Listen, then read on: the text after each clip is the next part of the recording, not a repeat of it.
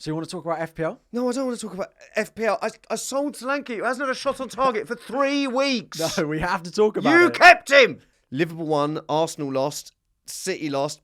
Is the title race over for Arsenal? Surely not yet. Another horror performance from West Ham. 3-0 down to Nottingham Forest. Is he going to be the next manager to be sacked? Absolutely. He's got 1 game left. I went to the rugby this weekend. Right, we have this with one of my friends where we think he's really bad for saying things that people can't answer things to. Oh, like, really? Like conversation killers. Just like he says something and everyone goes, all right. No, I would. It's just, I'm so miserable about everything else that even you just going, oh, into the rugby, I'm like, all right. What do you want me to do with that? Oh, God.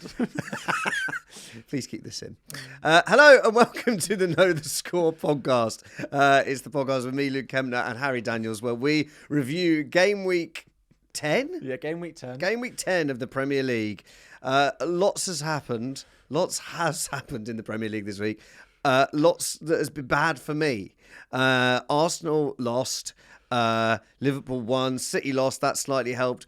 My fantasy football is horrendous. But don't worry, because it went brilliantly for Harry, and Chelsea didn't lose. So you all right? Oh, Look at the grin. Look at the. Laugh. Can we get? Are we getting the grin? Because does that fit on the screen? Yeah, it's so very large, good. so wide. I'm just grinning because I'm back here with you on a Monday morning. The highlight of my week is coming to talk to you, especially when Arsenal have lost. It's everything. It's everything combined. It's Arsenal losing, and it's the fantasy football stuff. Yeah. It's just like, and seeing you go the other way with it. And do you know, I think the trouble is now I do a podcast with you, I'm sitting there going, no, I don't want to copy Harry. I don't want to, I'm like, I've got to make my own mind up. I'm like, Solanke's the problem. Solanke's the problem. That's the name of the pod. Problem. So yeah. Anyway, we've got a question for you this week for the start of the pod. Yes. Set us up for this one. Well, I want to talk a little bit. It was Ballon d'Or this week. We spoke last week about how we don't... Ballon d'Or, am I right? Yeah, you know how we were talking about statements that kill conversations. Anyway, when we spoke last week, our hot topic was leakers ruining football. And then that came just before the Ballon d'Or got leaked. And then there was the whole kickoff from the Ballon d'Or where Rodri won. And the whole Real Madrid team refused to go to it because of Vinicius Jr. not winning it and coming second. Jude Bellingham coming in third. So I wanted to talk to you a little bit about the award as a whole. First of all, do you think that these awards mean less than they did before? I feel like partly they mean less to me because the caliber of player winning it is less. Like the top 3 now being Rodri, Vinicius Jr., Jude Bellingham. Don't get me wrong, like they're good footballers, but they're not what we used to win the Ballon d'Or for. Like years gone by where it was Messi, Ronaldo, and then like Benzema or Modric or Iniesta or Zola or, Henry. It feels like the caliber of this competition. Maybe it's just because I don't think the footballers at the moment are as good as some of those top players. I don't think that the competition means as much now.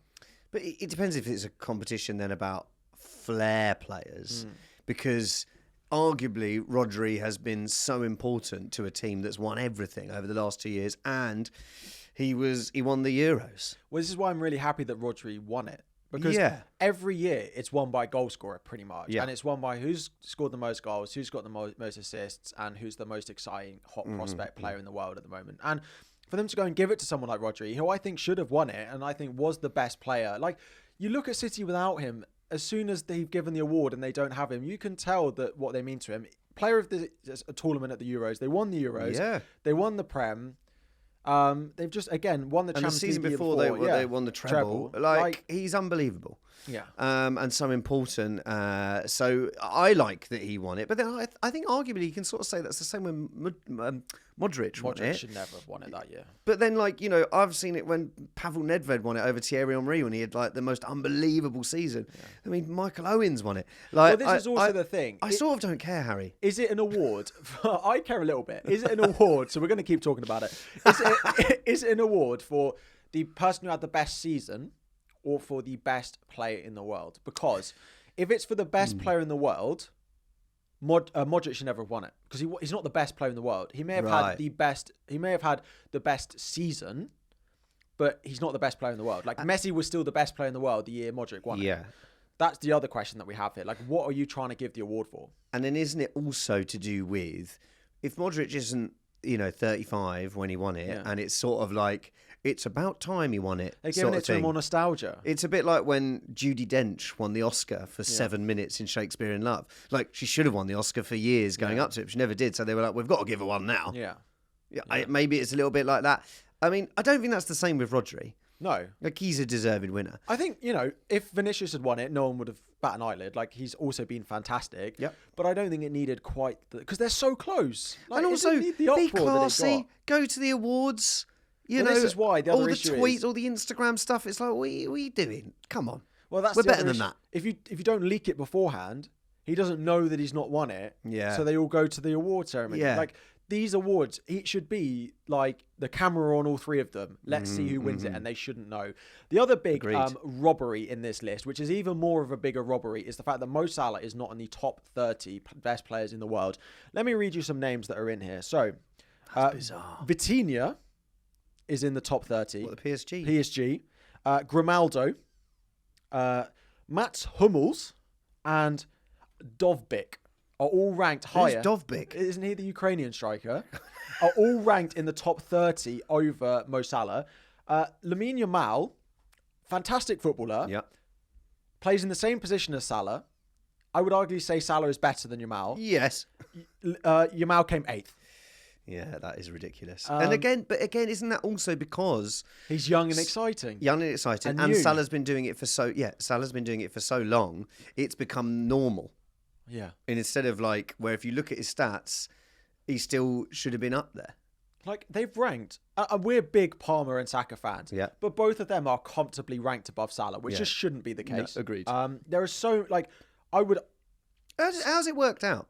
It's a vote from players, managers, and then some press, I think. Oh, right. Which is bizarre. Which you would sort of trust their opinion more than you would trust press who are doing it for romantic reasons. Phil Foden is 11th. And they've put Salah should be top 10 here, minimum.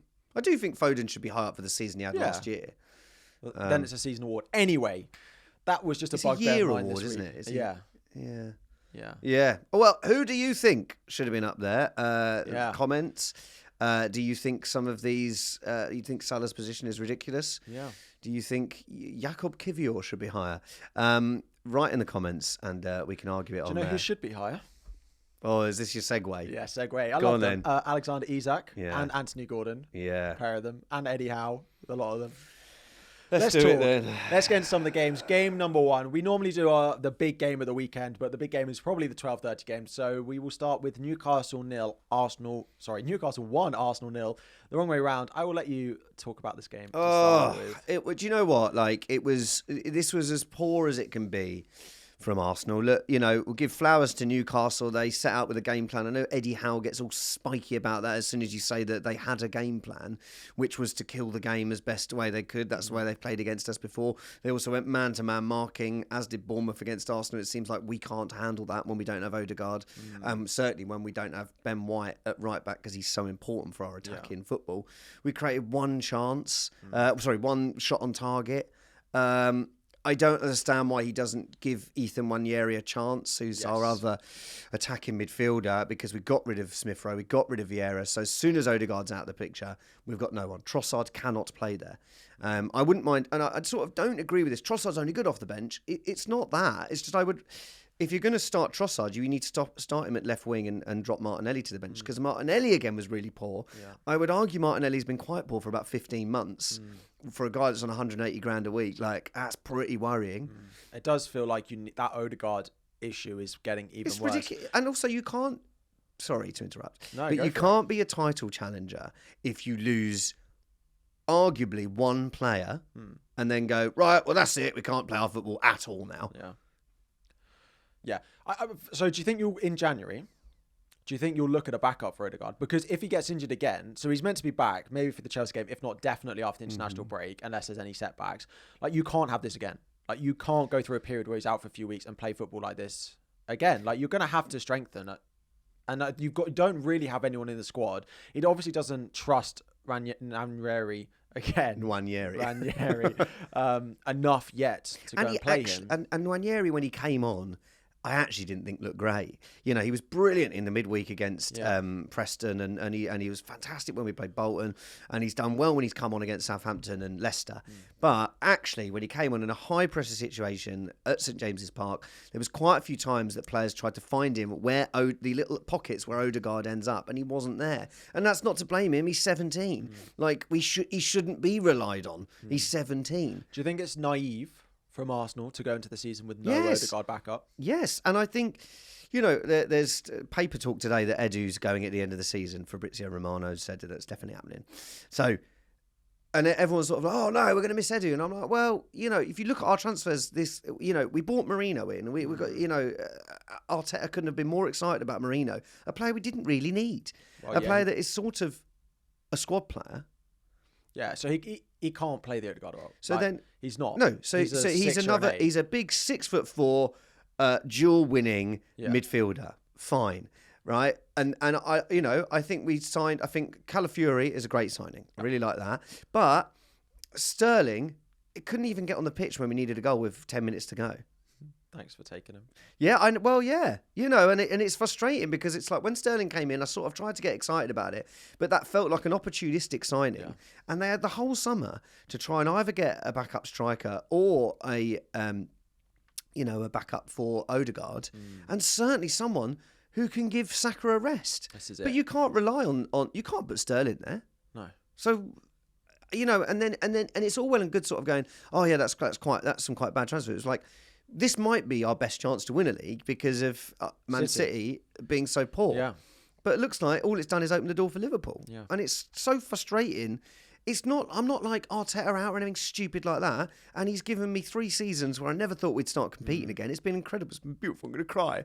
But it's hugely frustrating when you're like, the problems were there. And it's like Wenger-style stubbornness from Arteta.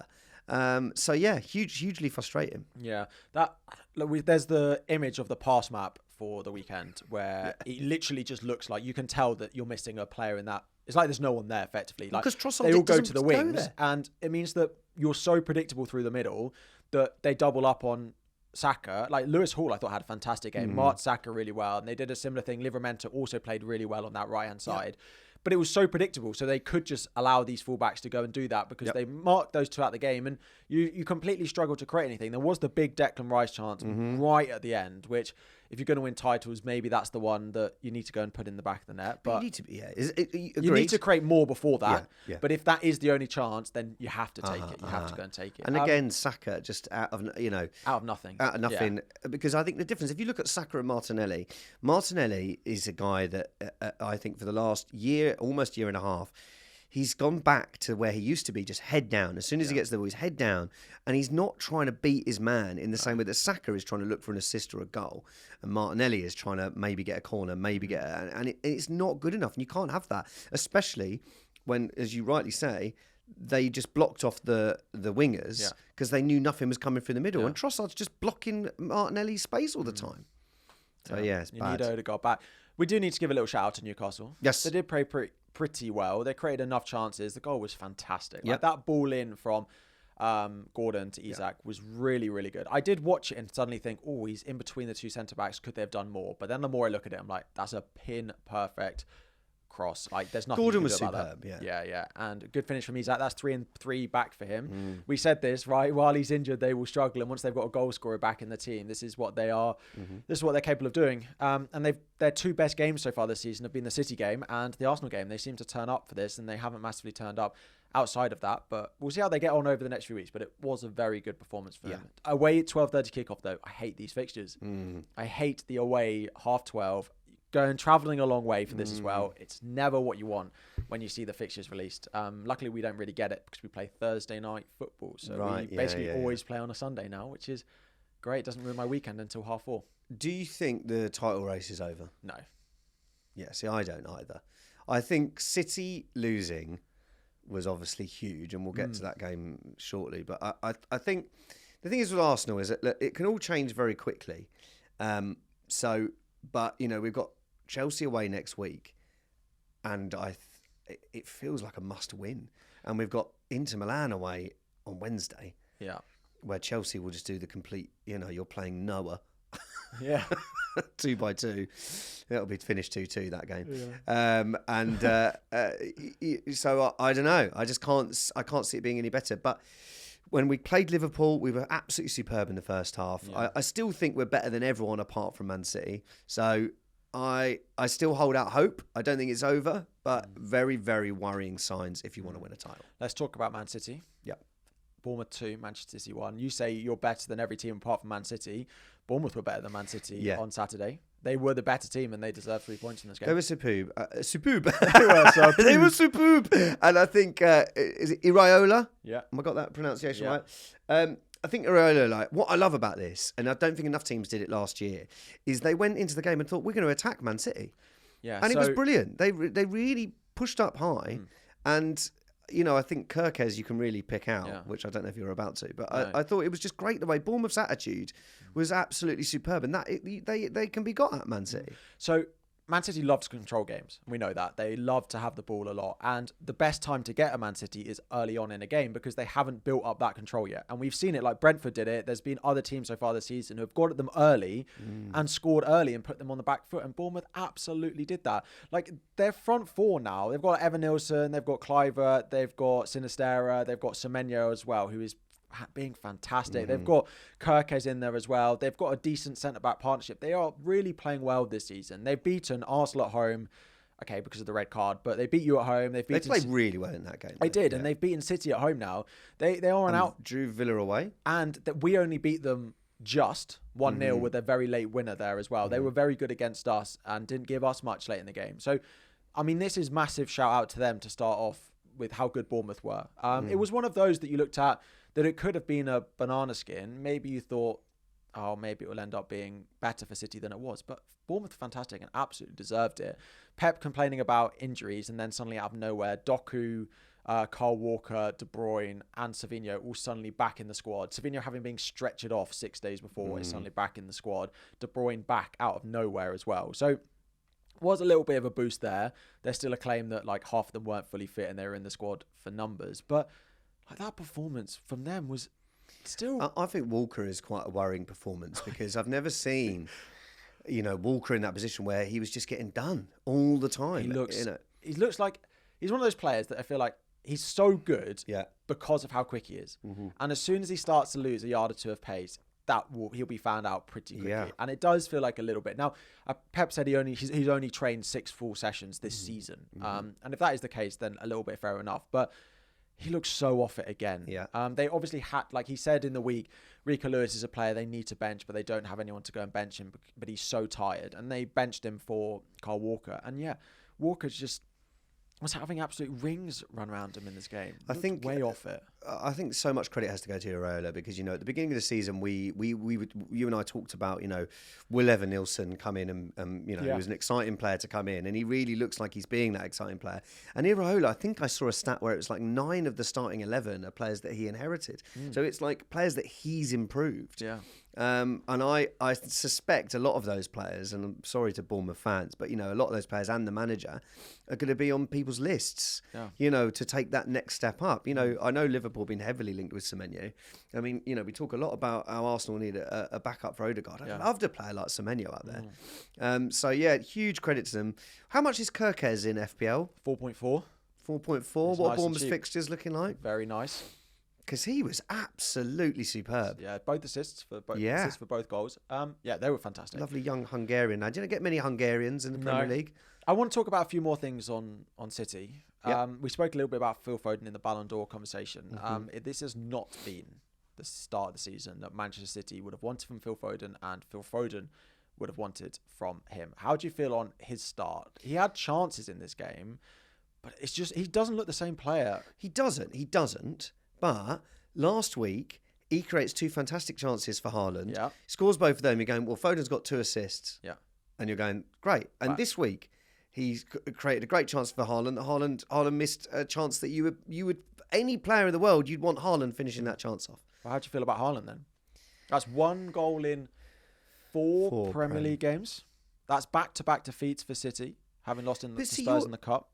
Well, let me ask you, right? You're a stats guy, right? You go on the data, don't you? right? Yeah, and I watch. No, of course. But I'm saying, like, I do look at data. You would look at data, and if you were looking at a player, you're looking at Haaland's XG. Say it's not Haaland, forget it's Haaland. You'd be going, this guy is coming. Yeah. Would you not? Yeah, you would. So I don't know whether to just go, well, he's just off it now, and he's been, he's not been found out because he's just there. Yeah. See, so, flip of a coin, he's putting those chances away. I do think there's a little bit they're lacking enough other options that teams can just focus on him much more.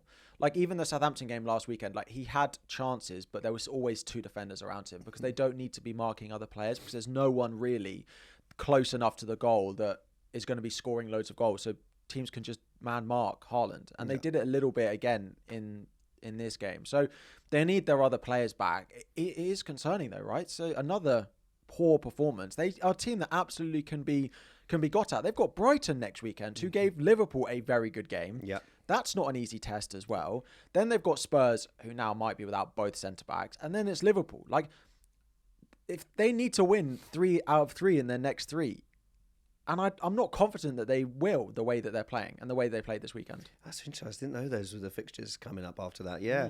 I think it's going to be really, really fascinating. But that's what makes it even more frustrating. You drop points fan, and then because you just like this could be the chance. Yeah. Now, is it the chance for another team?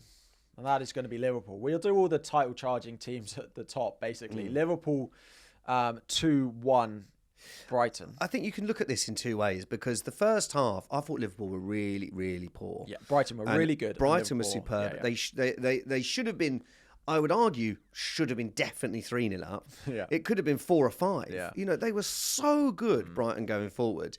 Now, second half, Liverpool were superb. Salah doesn't get into the game until about an hour in, but then that finish is superb. He is unbelievable. Yeah. And also, the way Liverpool saw the game out, that's the stuff of champions. Yeah. That's the stuff I feel like you've not seen from any team in the league, maybe Forest, so far. When they go 2-1 up, you're like, well, that's that. Yeah. Arsenal have dropped points so many times from being leading. And so a lot of credit obviously goes to Slot for changing that. But they lost Konate. Yeah. Now, I've always thought Gomez was a good player, but he's not been a player that's managed to get into Liverpool starting lineup for a while. Do we know how serious that is with Konate? Apparently he's fine. Oh, so he they thought it was a dislocated shoulder, and he posted on Instagram after the game that he's had scans and he'll be back for the next game. Right, okay. So I should be like, oh, good, I'm glad he's not hurt himself. But I'm like, oh, God. Yeah. No, I agree. Like, Brighton were very good first half. Liverpool looked way off it. And then second half, obviously they changed centre-backs. And I think if Konate hadn't got injured, I think they would have made other changes at half-time because they were not very good in the first half. But then the second half, they've obviously changed something. Arne Slot's got into them at half-time, and they looked much, much better. Of course, the first goal, I want to ask you, have you seen the first goal? The first Liverpool goal. Yes. The Gakpo cross. Do you think Darwin ducks on purpose? Or do you think he deliberately... No. Do you think he tries to head it? I think he tries to head it. But I think he knows, same as it was in Burma the week before. Yeah. Like, it's put in such a dangerous position. Yeah. That, the striker, even the striker going for it, influences the goal. Well, exactly. Yeah. And then the second one a few minutes later, like, Salah is he's amazing. So good. He finishes these chances more differently. Does that make sense? Anyway, regularly, differently to how we used to. Like, I feel like he used to like properly like bend it far post. He hits this with such power. Yeah. It is such a good finish, and you could tell like when he went to celebrate in front of the fans, it was like he was trying to prove a point to someone. And then they did close out the game really well. I think the other thing to mention is the tweet from Salah. Yes. After the game, what do you read on that? Do you think that's him saying? So I can't remember it specifically, but I know he said that whatever happens, I'll never forget scoring goals at Anfield. Yeah, something like that. Yeah, he said we're at the top where this club should be. Yeah. It felt very much like he's off, but is it not him trying to get a longer deal? Maybe. If he's going to finish at Liverpool, his deal needs to be a lot longer than what they're offering him. Yeah. Or he can go and get silly money at Saudi Arabia. So yeah. I suspect he wants the deal bigger, longer. I don't think it's a money thing. I can't imagine him leaving. No, exactly. So I think he'll stay. What I was going to say though was like, you think like the end of last season, it was him and Klopp having rows, and then there was him saying funny comments in the in the interviews afterwards about Klopp. Do you feel like do you think Salah's sort of taken a step up again? Yeah. Now Slot's there. Yeah, I agree. He feels so vocal to them. Like his goal involvement's like 80% for Liverpool at the moment. He's so involved, and I feel like he's stepped up again to be that professional leader that Liverpool. And I thought Darwin looked good as well. Yeah, he did. And Gakpo coming in as well. Like Gakpo's in good form. Like Liverpool's forward line. Darwin's discipline is really impressive. Before he would have 50 shots a game and they'd all be awful. I think he's had 5 shots this season, and he's very focused now on big chances, feeding the other players. The discipline Darwin is showing is a big improvement. Now, I do have a tweet I want to read out to you. Yes. So I posted every Monday morning or Sunday evening, I post asking you guys if you want any questions answered on YouTube and on Twitter. And one of the replies was from a Liverpool fan. So we're talking about fans not getting carried away with their teams doing well this season. I suspect the Liverpool fans have been completely humble. Yeah. So the questions were, what team will finish in second place behind Liverpool in the league? Is Liverpool the best team in the world? What do other teams have to do to have a chance to compete with Liverpool? And is Van Dijk the best of all time? So are we at a point now where Liverpool fans are now thinking that they are the best team and they are favourites for the league? I suspect there's a bit of tongue in cheek with that tweet. But look, you can't argue with it. But then saying that, there's a guy at work who last season, he's a Liverpool fan, and for those of you who are new to the podcast, welcome. 200 likes on the video, and do please follow and like the podcast. Yeah, subscribe, like, and do that, share it, tell your mum. It's enjoyable. But there was I work at Les Miserables, the musical that swept the world, and there's a guy on this crew called Aidan, big Liverpool fan. And it's taken 26 minutes for you to mention it. Yeah, I know. See, look, man, we're getting better. But he last season, speaking of Arsenal too much. I know. Yeah, filled it with Arsenal. Last season, he was like, top of the league. Liverpool going to win the league. And then, like, as soon as Arsenal beat them, he was silent, wouldn't say a word like that. And now he's coming up to me, like, even before I'm just about to go on stage, and he's like, oh no, Schlott, no, like, just I'm about to go on stage. And I said to him, and I'm like, obviously, like, I'm so immature, I can't just take it in my stride. I'm like, you did this last year. You did this last. Don't forget. You did, and look what happened last year. You go, not going to happen this year, though, is it? Not going to happen this year. And it's so like, I don't know. There's probably Liverpool fans that are very reasonable, but I feel like they are the fans that get carried away more than any others. So I want to come at me. I'm not going to comment on that. I'm not going to comment on that. I do want to ask about one final player though. Yeah, and that is Trent Alexander-Arnold. Right. So they're playing a game where they like to control football a lot at the moment. Their games are very control based, particularly when they play good sides. And as a result, Trent doesn't go forward very much. Yeah. So he's defending a lot. But then I'm like, well, what's the point of him? Right? Because Trent can't defend. And his positioning is horrible. And we saw it again in this game. Matoma got him behind, and that's what caused the goal. And it caused another big chance later on for the same player, Kadioglu, who could have scored again. Both from that Trent side. But the whole point is we excuse Trent because he's so good going forward. He's so creative and he creates so many goals. But if they're not giving him the license to do that, what is he doing? That's a very, very good point. But then you bench him and he's like, well, I'm going to Madrid then. So you can't bench him. And then I'm like, well, maybe when they play, they've got Southampton in a few weeks, maybe he'll go forward and do his usual stuff then. But I'm like, what? But this is why Southgate wouldn't put him in the team. Because I just am a bit puzzled by it because he is so fantastic going forward, but Arne Slot wants to control games. So then their fullbacks are not going forward. Robbo got dropped for Tsimikas because Robbo's been horrible recently. So I'm a little bit like, well, what's Trent doing in this team apart from just being a defensive liability now? Yeah. So it's one to keep an eye on. Yeah. But as soon as you bench him, he'll be like, well, I'll see ya. I'm off. I'll go to Real Madrid. So that's one to keep an eye on. One more title challenging team that we have to talk about. The team that have players that love RIBENA and shoot from distance. Nottingham Forest 3, West Ham 0, up to third in the table. Another comfortable win, another comfortable loss for West Ham. Start off with Nottingham Forest. We can talk positives about this team every single week. I absolutely love the vibes that this team give out at the moment. At the end, the videos on Instagram of Olaina and Hudson-Odoi dancing. Olaina goes to do his interview with Sky Sports and he's just drinking his RIBENA going, yeah, I was knackered, so I just shot and it went in top bins. Like, and just stood there with his RIBENA. Absolutely. Did you see him in the dressing room where he was like, there was players walking past his left foot, like, and he was like, don't touch it, it's still hot. It's still hot. Brilliant. Love that. Yeah. Yeah, I mean, him and Hudson-Odoi know each other, of course, Chelsea Academy, so we'll take part of the praise for them doing so well so far this season. But I just look at them every single week and just think they look like a really, really top team. Gibbs White came back into the team. Chris Wood. So Chris Wood is getting comparisons to Erling Haaland now. Not because he's as good as Erling Haaland, but because of the style he plays in. He doesn't touch the ball for very much of the game. He's not involved in the link-up. He allows everyone else to go and do it. And then he's on the edge of the 6-yard box. His movement's really good. So if you watch the goal, he's very good at going, like Haaland does it, the offside, onside, offside, onside, trying to lose the man. And he did it for the first goal. He puts it in, and suddenly he's free on the edge of the 6-yard box, and he puts it into the back of the net. And it's really impressive. Their centre-back partnership could be in the Champions League. Murillo and Milenkovic look so good. And I saw a comparison between these two, and it's on the Above Average FPL podcast, which I listen to every Sunday evening. So they say the best centre-back partnerships always have a cat and a dog, right?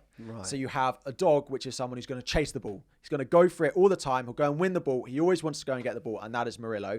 And behind him is always a cat who's composed. They'll wait. If the dog messes up, he'll be there to mop it up. And you see like the best ones, like Carvalho and Terry. Carvalho wanted the ball the whole time and Terry would wait. Like Ferdinand and Vidic, like Ferdinand would run after the ball and Vidic would then just wait and get it. And we are seeing the same thing again. And the good thing about a centre-back partnership like that is you don't need defensive midfielders in them to rely, because if you have two of the same types of centre-backs, you then need a really good 6 in front of them to do the other job, to either go and win the ball or just to be composed on it all the time. Whereas when you have two centre-backs like that, you don't need that. And that's what allows their midfield to be in so good, because they have such a good defence at the moment. I think West Ham had one shot on target this game. So Forest, fantastic. It's interesting though, isn't it? Because it really didn't work for Nuno at Spurs. It worked well for him at Wolves though. Yeah. It was very good for at Wolves. Didn't work at Spurs. Maybe too big of it. Had too many players that he couldn't get them into their system. Like, you've got to play Son in a certain way. You've got to play Kane in a certain way. Whereas Chris Wood, Gibbs White, Hudson-Odoi, Alanga, they're going to play how the manager wants them to play. Yates, man. Like Yates having a fantastic season. They really, really, really are impressive. And, are Forest going to do a Leicester? Well, how far can they go? They do have a really difficult run of fixtures coming. Like, they've got most of the top. They've played Chelsea and they've played Liverpool. Outside of that, they've basically got all of the top 8 between now and Christmas. Like, it is going to get opposite hard. of Arsenal, actually. Yeah. So let's see. It is a big one. Let's see where they are when it comes to the new year, when they played everyone once. But it feels like they are going to be in the conversation. And the vibes are great, and that'll carry you a long way. And it's City ground, man. It's a powerful place. Yeah. It's great. It's great to see. I like seeing Nunes smiling. Yeah. I love that Aina interview. Yeah. He's made me want to bring him into my FPL team just because of those vibes. West Ham. Yeah. Next manager to be sacked. Yeah, I think it has to be now. Who have they got this weekend? We talked a lot about how when Lopetegui came in, it seemed like it was a continuation of Moyes. Yeah. And it seems like he's making players worse. Yeah. There was, terrible defending. Alvarez at one point was seen as like one of the signings of the summer. And now red card. And I mean, he had to run 40 yards to make that. I mean, it was a stupid tackle. What, you can't make that tackle when you're on a yellow card. But again, they got in there, so he was just desperate. Yeah. But you don't. They've make got that Everton challenge at home this weekend. Well, I think this could be the last game then. Well, if you don't win that, if they don't win it, I mean, we'll get to the predictions, but I think West Ham will win that. But if they don't, I think he's gone. Yeah, they just look way off it. I mean, what a disappointment! The interview after the game, he's apologising to the fans. Really? He's been there 10 games, and you're already saying, "I have to apologise for the fans for these performances." Like, that is not what you want in this stage. Is we're working hard, we know what we're doing, and we will get there. That is what you want to hear at the end of a game like this, and that is not what you got from him. I definitely think he'll be the next manager to be sacked. I think barring a good win against Everton, I think he will be gone. Let's talk about Everton then. Yeah. They drew... it was 1-0 to Southampton. There was an equaliser, but it was ruled out. That's why I thought it was... Yes, it was a Beto. Listen, Southampton controlled this game. This is Russell Martin's what he's trying to do. Yeah. You know, he even said afterwards, he was like, "I was so proud of the players for sticking to the plan." You know, they had 60% possession. I wouldn't say that Southampton did completely control the game because Everton had some good chances. Ramsdale, I think that's his best performance so far. There was one that I don't know how it didn't go in. Yeah, and that's what Ramsdale does. Yeah. I think, you know, like Ramsdale went from being in a team that was almost won the league to then not being out of the team, to getting a deal and then being out of the team. And now he's going to the team that look most likely to go down. Yeah. But I thought it was really good to see Ramsdale have that kind of performance. Everton were quite unlucky. They created some good chances. Keane hit the post. Ramsdale made some amazing saves. And that Beto chance is so close to being onside. But Armstrong scoring his first goal, I don't think Southampton have got a chance of staying in this league. No. But that is the kind of performance that Russell Martin was after. Yeah. And they played well against City as well. Yeah. You mentioned Keane, and if Keane's keeping Branthwaite out of the team, what is going on? Like, that's not. It feels like one of those where a player's got into the team and he's played well, and now he's suddenly keeping. But it shouldn't happen. He's playing well in an attacking sense, isn't he? Yeah, you've got to be ruthless. That Branthwaite was going to go for 70 million in the summer. He is one of England's best centre backs, and now you're keeping him out of the team for Keane. Now Keane had some good chances, and don't get me wrong, he's played quite well for them over the past couple of weeks. But you can't bench Branthwaite for Michael Keane. Like, is Branthwaite not fully fit? What's going on there? Maybe not. So yeah. But that is a strange one. McNeil obviously as well wasn't fully fit. His performance wasn't great in this game. But yeah, Branthwaite's getting 5 minutes at the end of the game. Is he not fully fit? Why is he in the squad then? Maybe not. I mean, he was out, wasn't he, for a couple of weeks? Yeah. But he's been back on the bench a couple now. Yeah. But yeah, McNeil didn't look fit. I wonder, Calvert-Lewin. We spoke a lot about him at the start of the season. Could this be it? And now we're wondering whether he's going to play every week. Yeah, I think. Well, the thing is, Beto has come in twice now and looked more threatening. Now, look, scored an offside. Yeah, maybe he's a player that's better. a sort of John Duran, better off the bench. Yeah. But we talked earlier about Haaland not finishing those chances. That's going to change. Where with Calvert-Lewin, it's been quite a while now. Yeah, and maybe it's not going to change. The issue is, I think he's in the last year of his contract. Really? And if he used to go in, if he doesn't do anything, he'll go in the summer on a free. And we know Everton are a team that are teetering on the edge of financial fair play. And to let a homegrown talent like Calvert-Lewin go for free is bad business. That is bad. And that will be an issue for them because they will have to then spend money to replace him, which will go completely against them on their books as well. So that is another issue with Calvert-Lewin. As you start benching him, then it's just making the situation worse. That's a very good point. That's one to keep an eye on up front because they've got, I know we spoke about it from a West Ham point of view, but Everton, West Ham away before they go into quite a difficult run of fixtures, they need points in this game as much as West Ham do. Well, I think you're looking, aren't you now, still at Everton, Southampton, Ipswich, West Ham. Yep. I think it's quite a bad loss, and I that's why I already said I think West Ham might beat them as well next week. So interesting because I thought Everton would take a bit of a turn where there's some really good performances, but well done to Southampton. Shall we move on to the other two relegation battlers? Yes, the final 3:00 game. Yeah, Ipswich won, Leicester won. First 20 minutes of this game was quite good. It was pretty even. Then it was 60 minutes of all Ipswich. The whole thing, fantastic finish from Leif Davis. We know he's got this in his locker. Far post, first time, really, really nice finish. And then Calvin Phillips, who we will talk about, gets himself sent off. And then it's all Leicester. I think that was quite unlucky. Do you not think?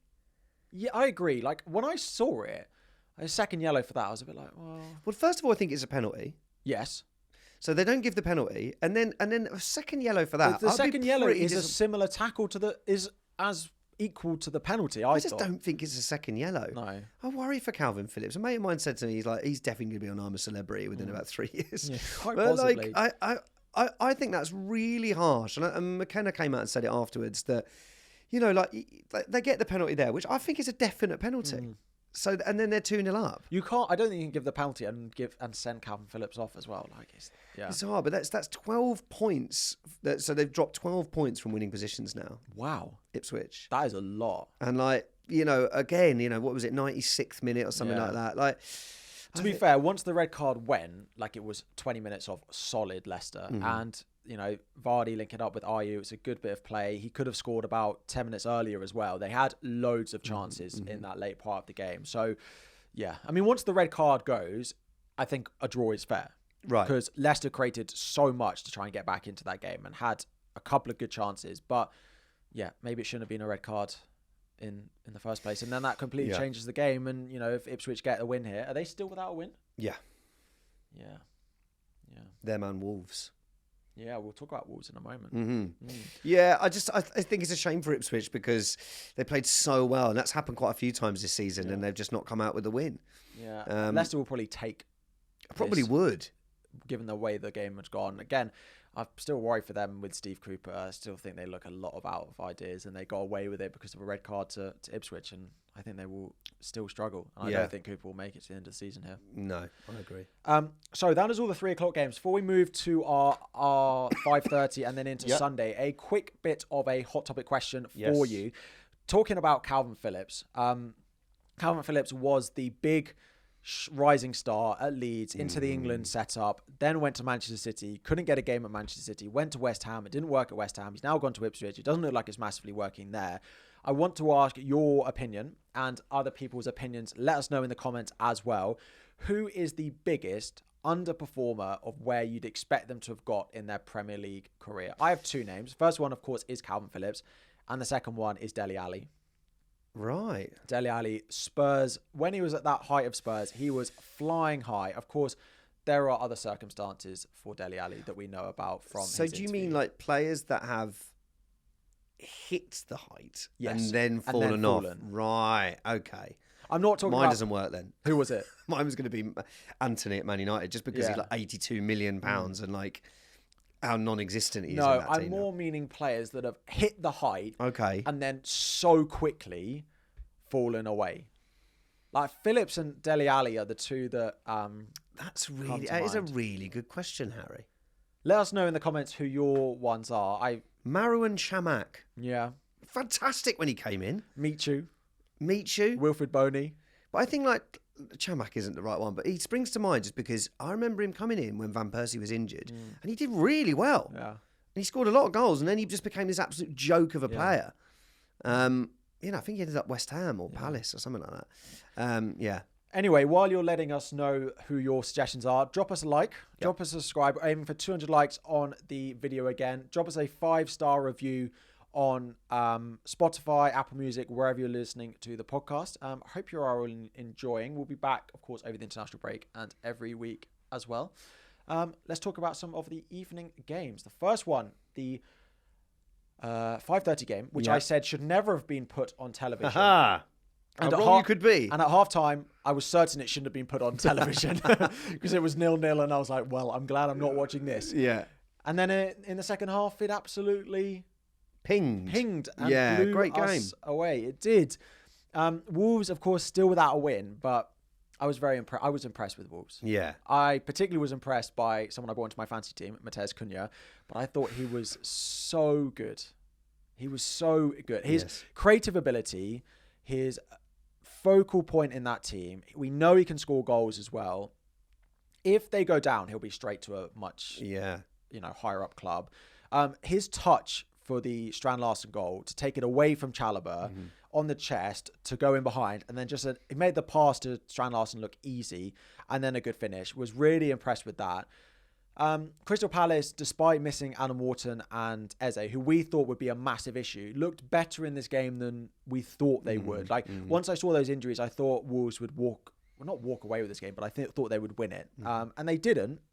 I think a 2-2 result was probably fair in the end, but I would say there's more positives. I was impressed by Wolves, and I think they will get results over the next few weeks, but they do need to get this first win, which they haven't got yet. And their fixtures going forward now are very strong, right? Well, exactly. Like Southampton at home this week is must win. Yeah. Oh, yeah.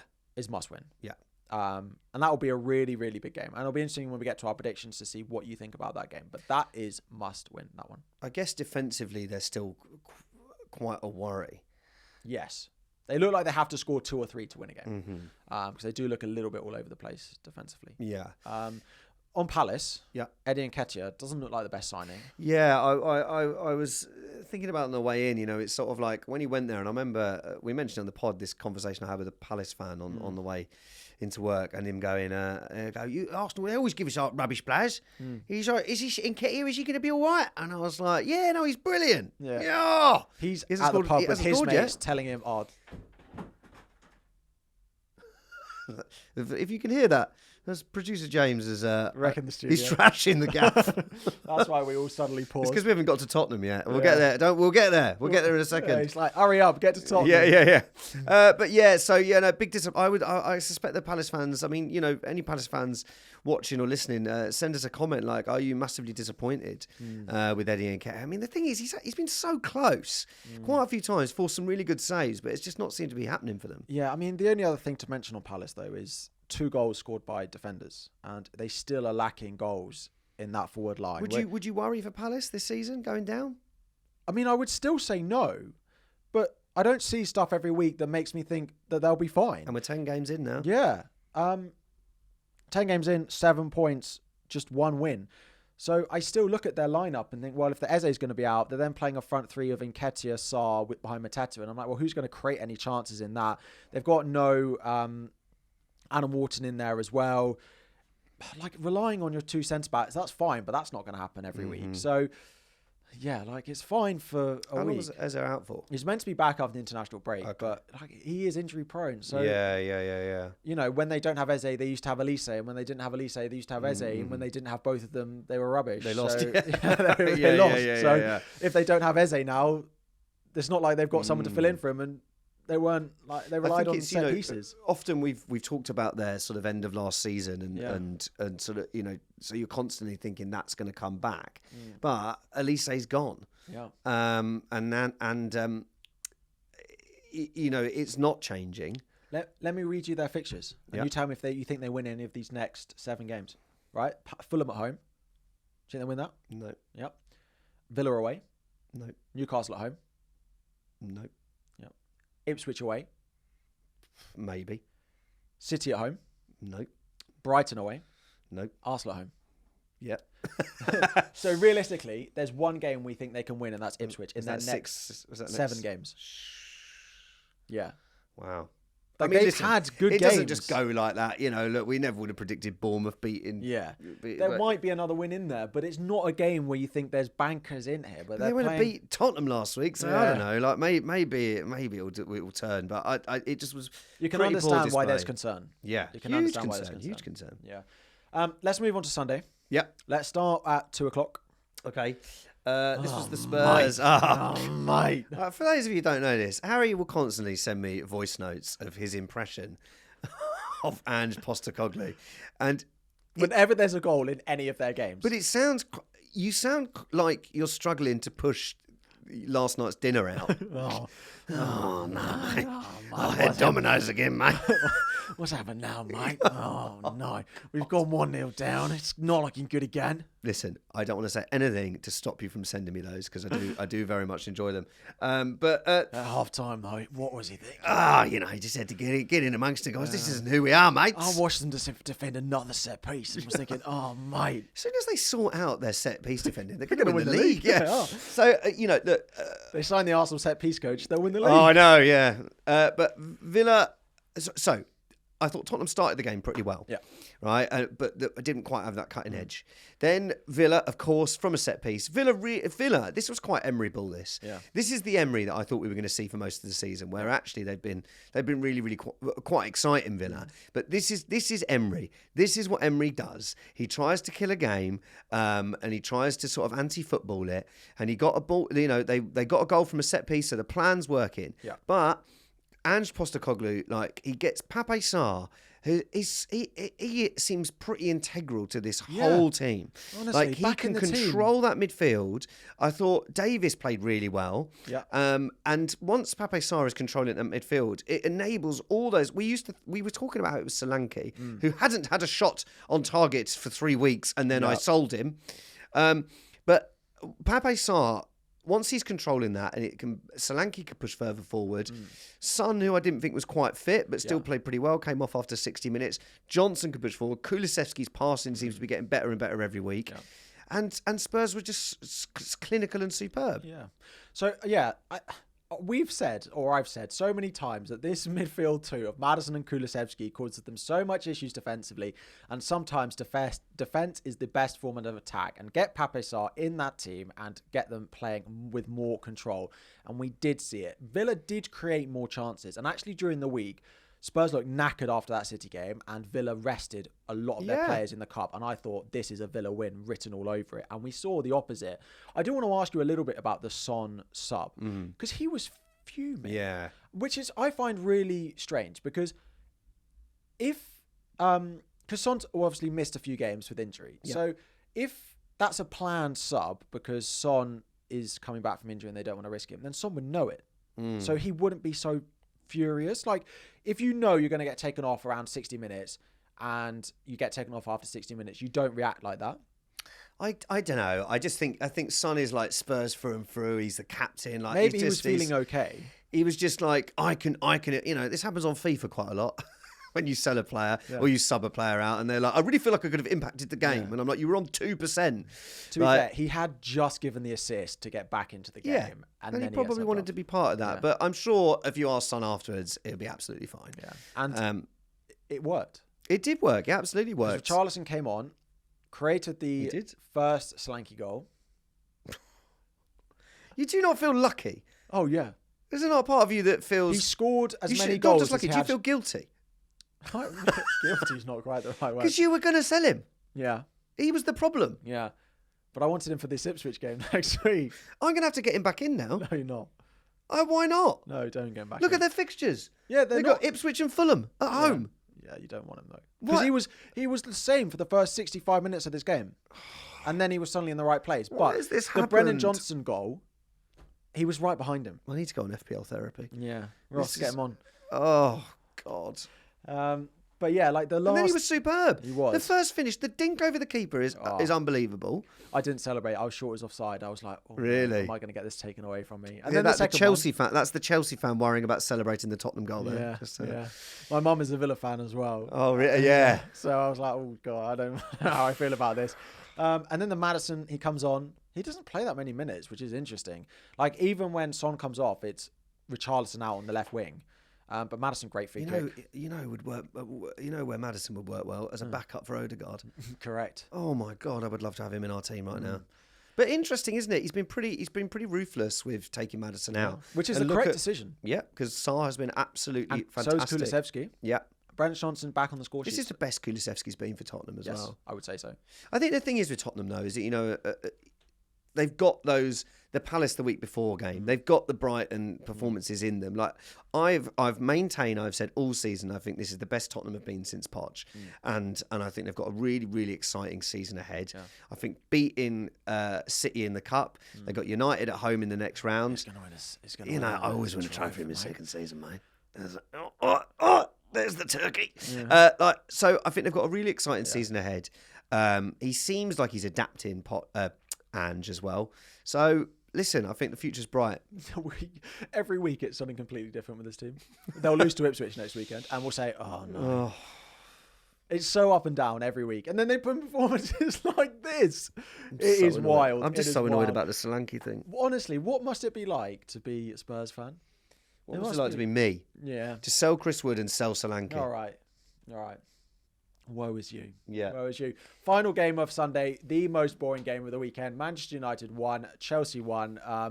If you'd have told me, and I probably would have got an hour and a half of my life back and not watched this game of football. The most drawn game in the history of the Premier League, and it happened once again. Ruud van Nistelrooy will not be getting the long-term job. I think that's safe to say after this one. Chelsea controlled the game. We had more of the ball. We controlled the game really well, but we didn't really do anything with it. Then we give away a stupid penalty. Like, Sanchez, I've had enough of Chelsea goalkeepers. Can we find a goalkeeper that is good, please? You should have bought Ramsdale. Højlund is going nowhere near the goal. He's running it out of play. All you have to do is go in and just leave your hands out because he's not going to score. I thought he hadn't touched him originally. And then you look at it and he's all over him. Yeah.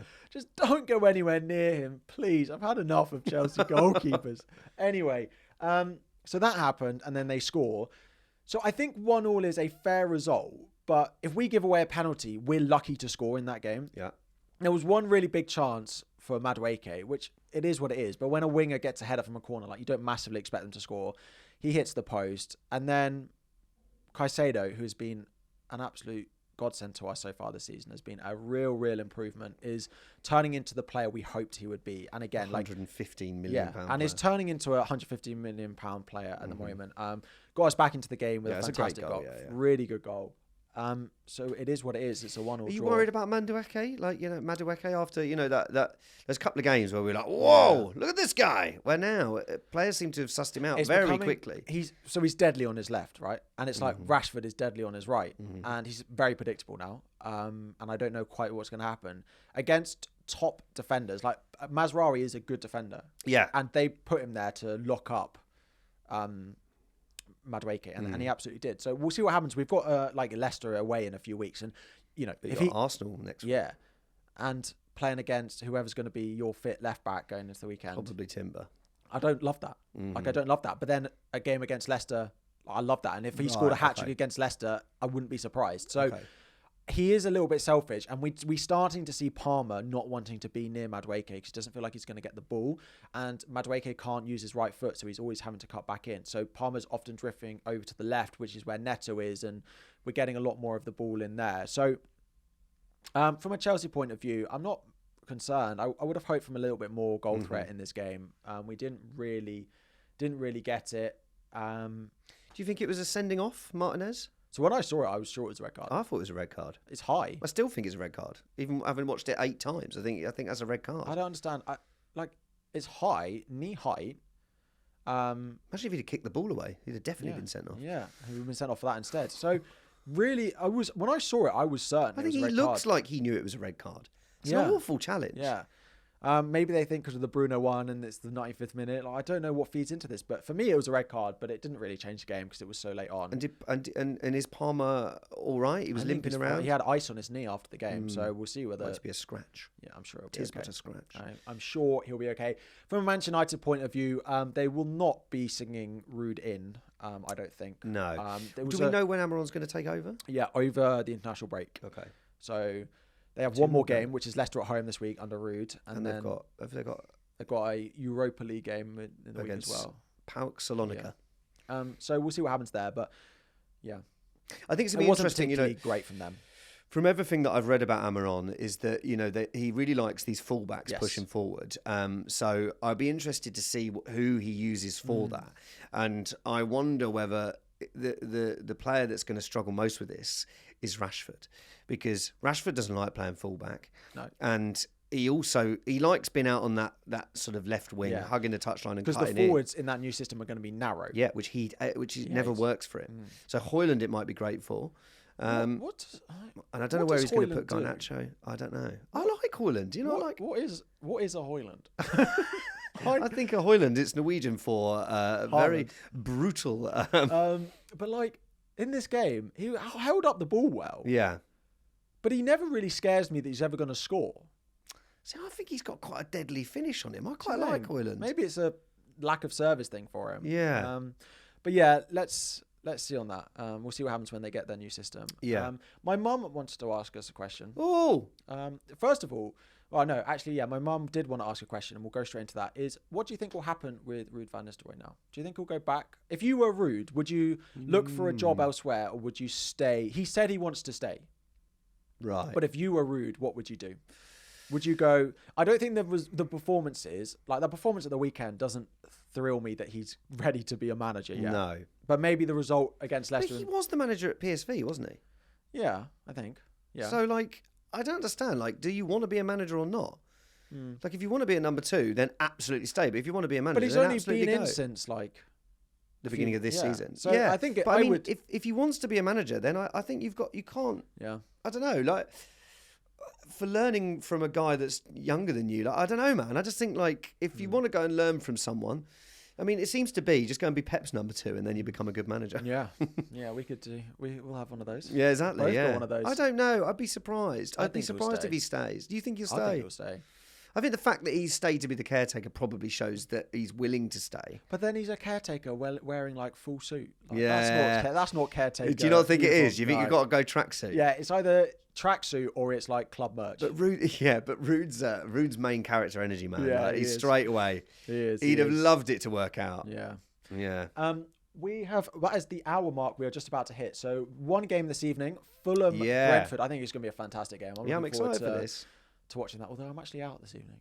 What are you doing? Just have some drinks with some friends. Oh, you got friends? Yeah, who'd have thought? Oh my God. Look at me. I don't. Little old me. Oh, can I come? No. Okay. You're working. I am working. On the show that swept the world. The show that swept the world. But what I love about the show that swept the world is when there is Monday night fixtures, because it makes Monday night a lot easier, especially with this game. I've got Mbomo to play. Yep. My mini league. I hope he doesn't play. Well, so do I, because I've got Semenyo on the bench. So do I. So do I. So do I. But my mini league is my mate's got Wisa, and he's the only guy that can overtake me. However bad I've done in FPL, I still seem to manage just about be top of my mini league. So it's Mboma versus Wisa tonight. I think it's going to be a good game, and I'm excited. Let's talk FPL. Oh no, We have to do this FPL segment every week. I don't want to. Some weeks one week eventually you might like. This is what my daughter says. Like, she's like, you know, you say to her, like, she's like, "Can I have a sweetie?" And you're like, "No," and she goes, "But I just want it." Yeah. Like, she's 3, so it's very cute when it comes out. But I'm going to start adopting that. So it's like, but I don't want to. Yeah. I don't want to talk about it. Points? No, but I No, want them. yeah, but I want them. Yeah. Honestly, that would be her logic. I just want them. Yeah, give them to me. I think I should be allowed some Yeah. of yours. Yeah. I mean, I don't want to talk about it. No. All right, you bought in Salah. Well done. Yeah, You sold Haaland. He missed. He had an XG of over 1, and it didn't work out. You didn't sell Solanke, and he got 16 points out of nowhere. I'm gonna cry. I don't really know what. Chris Wood's doing really well still.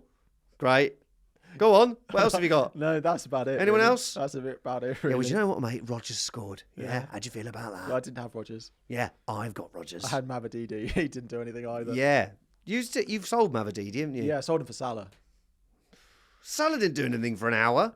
And now I have to bring Salah in for the Southampton game, don't I? Yeah, we don't have to do it this week. Of course I do.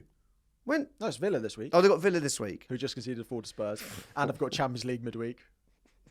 Yeah, but Liverpool have got Leverkusen this week. Mm-hmm. So that'll be 90 minutes for Salah. Maybe a little injury. Uh-oh. Right. I don't know. You're making yourself feel better. Genuine seen... question. Are you thinking about selling Haaland? Because that is a big topic. And reactionary views will be yes, because of what happened this week. What would your advice to me be?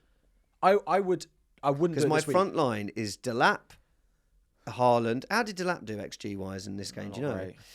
Not really. No. So, But could have had a pen. yeah, I know. Should have had a pen. But, so I've got Delap, Solanke. Sorry, I don't have Solanke. I've got Delap, Cunha and Haaland. Yeah. Now, the reason I didn't sell Haaland, because I thought Solanke was my issue, right? So I thought, I'll keep Haaland. It's still a good fixture for him. But now I'm looking at it, and the trouble is, if I look at my midfield, this is my issue, right? Is my midfield is I got Foden. Yes, I'd rather that be Saka, right? And then I've got Rodgers, Mbomo, Semenyo, and or is that the 5? But basically, the only player that I want to put Salah into is either Semenyo, and I don't want to sell him with his fixtures, or Rodgers. And Rodgers just seems to still be ticking away at that brilliant value. Yeah, well, if you go for the Salah move, you have to sacrifice it. Because luckily, I had the Mavadidi issue, so I could sacrifice him. But if that was Rodgers, I would have had Rodgers and Semenyo, and I would have had to have sacrificed one of those. So you kind of have to make a judgment call. I probably would have sold Semenyo, and I'm glad I didn't. I wouldn't do it this week. I don't think I'd do it this week. Partly because a lot of the forwards that you look at, that when you go to look at them, you'll want probably the ones from next week. So like Alexander Isak, like Jackson are going to be very popular from next week. Haaland against a Brighton team with not that many defenders. I probably would do it over the international break. Okay. Because also then maybe like I've got 2 free transfers. Well, then you could fix Delap first and then do this Haaland Salah move over the international break. And I can basically get anyone. Also, I quite fancy sorting out my defence. I've got Van der Ven and Greaves. My defence is looking like a bit of a problem. And Lewis getting benched. Yeah. So I have Nori, who's one yellow card away from suspension. I have Gabriel, who doesn't seem to get any headers anymore either. Yeah, they were poor. The free kicks were poor from Arsenal. Mikalenko, who plays for Everton, and Lewis, and Greaves. So I need some defensive transfers for me. I think as well. I would be. I think the defence for Arsenal is going to get better. Yes, we've got Chelsea away, but I wouldn't be too worried about this double Arsenal defence thing. I think that defence is going to revert to how good we have been. Yeah. So I wouldn't worry about Gabriel and I wouldn't worry about Raya. Okay. But my concerns are elsewhere. And Rico Lewis, Pep Guardiola, man. What? It's just like, we cannot bench him. Is he on the player? We cannot rest him. We cannot rest him. Rest him next game. He does it for a laugh. Yeah. He's like, hey guys, watch this. I cannot rest him. Watch this. I rest him. I have so many injuries. Watch this. They're all back. What's this? Yeah. He gone. He rested. Yeah. Oh. Right. So finally, let's have a look at predictions for next weekend. Before we get into our predictions, a reminder, if you want to join the Predictions League, there is a league. How did I do this week? Yeah, we'll talk about that. It is the Super Brew Football app. It is a purple app with a little football on. The code is SOLOFOGS, SOLOFOGS. All you have to do is predict the score for all 10 games every weekend. You don't have to enter every weekend. It's not a season-long thing. If you forget one weekend, that's fine. But every person who comes top every specific week will get entered into a draw at the end of the season to win the new football shirt of their choice. Make sure you're in. And whoever's top few every week, we give a little bit of a shout out to. We do need to just very briefly do last week's round because we had one game to go. But Dav, who was smashed it, finished on 21, 7 points above anyone else. He got... Oh, that's last week's. That was last week's. Right. He got... oh, no, we did last week's. I thought that was a Monday night game, but that wasn't. He got 21. So Dav is entered into the draw. And let's have a look at this week. So with one game to go, so next week we'll have to do the official standings. But Pro FPL is top with 13.5 points. Second is Mycroft with 12. George Cap in third with 11, along with H60 and the Kipax Kid. All of those within reach, but Pro FPL would have to do something silly not to win this round with one game to go. How did I do? You got 4.5. What did you get? You got 3 close. That's all you got. And you got 6 wrong results. Yeah, but then that's because I was predicting City to beat Bournemouth. Who'd have thought? What did I get? I thought Villa would beat Spurs. I've had 1 result, 1 close, and 1 exact. I correctly predicted Ipswich, Leicester 1-1. So I didn't do very well this week either. But that's why we love the Premier League. Yeah. Because anyone can beat anyone. Exactly. Let's have a look at next week. Yes. Starting off, no 12:30 game. Oh. No, honestly. Really? Is there a Friday night game? No. Oh. Straight into the 3 o'clock, 1:30 FPL deadline. Brentford, Bournemouth. Yeah. I'm going for 3-1 Brentford. I've gone 3-2, but I wouldn't be surprised if Bournemouth won. They've been much better at home than they are away. But, but Brentford seem to concede a lot of chances, so we shall see. Crystal Palace, Fulham. I've gone a 1-0 away win. I've gone for 2-1 Fulham. Palace still without a win. Mm-hmm. Next up, West Ham, Everton. I've gone for 2-1 to West Ham. I've gone this as being the most boring. I've gone a 0-0 draw. What do you think? I think this is the first time. A bore off. Okay. Who's going to score? Yeah. Maybe West Ham. Bowen. Not Cavalier. No. Wolves, Southampton. I've gone for 3-0 to Wolves. I've gone 2-0. Wolves first win. Wolves first win. Yeah. Brighton, Man City. What do you go for? 2-1 City. I've gone for 2-2. It's good. Desmond, we had this comment last week that we predict 2-2s all over the place. Yeah, I know. And we had 1 this weekend. Like, it never happens. Yeah, exactly, yeah. Liverpool, Aston Villa. I've gone 3-1 Liverpool. I've gone 3-1 as well. Okay, yeah. Man United, Leicester. We've predicted the same again here. 2-0. 2-0. Yeah. Forest, Newcastle. 2-0 to Man United. Yes, 2-0 to Man United, just to clarify. Yeah. Nottingham Forest, Newcastle. I've gone for 2-0 Nottingham Forest. I got a 1-1 draw. I was impressed by Newcastle. Were you? Yeah. I was in. I think Arsenal played a lot into that. The Newcastle fans will get at me for that. Yeah. But I do. I think Nottingham Forest are on heavy vibes.